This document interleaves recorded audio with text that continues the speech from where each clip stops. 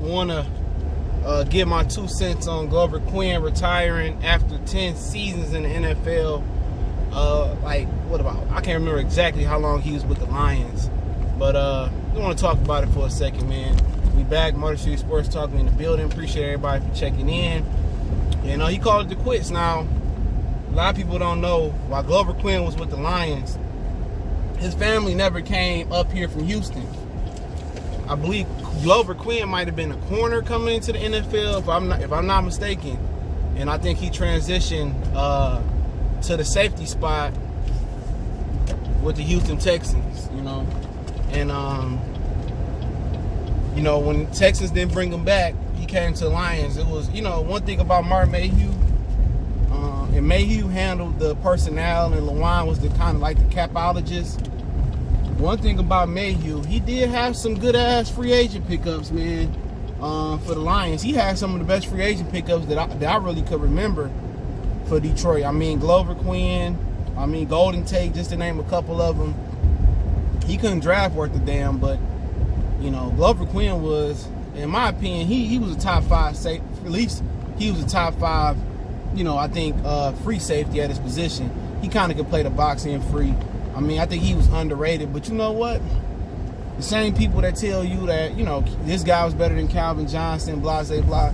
A lot of that got to do with the Lions organization. You're not getting that notoriety because we ain't been winning. So it's hard to say that Glover Quin, outside Detroit, was one of the better safeties in the NFL. And not KJ Diggs. I don't think he get enough publicity because Detroit ain't winning shit. We ain't won a playoff game since, 91? That's too long. That's way too long, man. And it's going on 30 years in a couple seasons, man. And Glover Quin never got his just due. I'm not saying he was going to be a Hall of Famer, but, I remember all the interceptions he got here. He was a lot better than I thought he was coming here. And he knocking the ball loose against Adam Thielen, closing that Vikings game out a couple years ago. But ultimately, what hurt him, it wasn't that he got old. You know what I'm saying? That could have played a part, but what hurt him is when the coaching change came. What hurt him is when they switched over from Terrell Austin and Jim Caldwell. Terrell Austin was the defensive coordinator, and they switched over to Matt Patricia and Pasqualoni, whatever his name is. He really don't do shit, but Patricia really running D. But when they switched over to him, he wasn't playing that many snaps no more. The defense just wasn't for him no more. So he kind of faded into the black, and then he probably had a price in mind, like, I ain't playing less than this. And I'm glad that he stuck to his guns, but he still can come out of retirement, because in training camp, somebody get injured, they probably gonna give Glover Quin a call. And he might get the number that he looking for.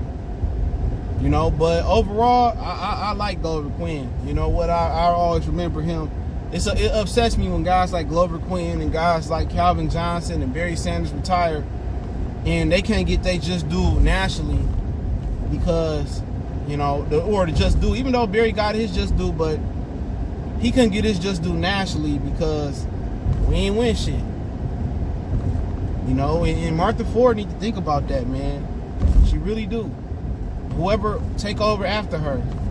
If you can't put a winner on the field after how many, 50, 60 years in them, whatever, however long they had the team, it's time to sell it, man. Do the city a justice, man, because guys like Glover Quin, career was hurt. Barry Sanders' career was hurt.